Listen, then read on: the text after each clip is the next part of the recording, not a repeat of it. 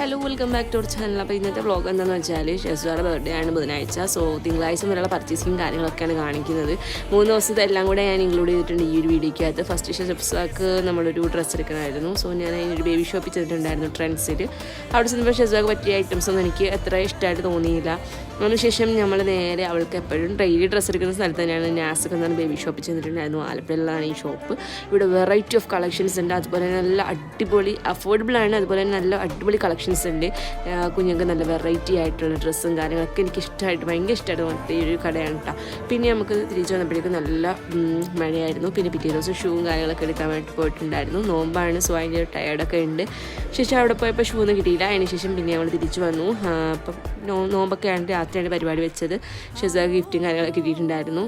പിന്നെ ഇതാണ് കേക്ക്. ഞങ്ങൾ ഉദ്ദേശിച്ച ടൈപ്പൊന്നും വന്നിട്ടില്ല, എങ്കിലും കുഴപ്പമില്ലായിരുന്നു. പിന്നെ മാംസിമാരുടെ ഷൂവും കാര്യങ്ങളൊക്കെ ഉണ്ടായിരുന്നതാണ് ഷെസ്വാക്ക് ഫൈനൽ ലുക്ക്. അപ്പോൾ ഇത്രയേ ഉള്ളൂ. Channel subscribe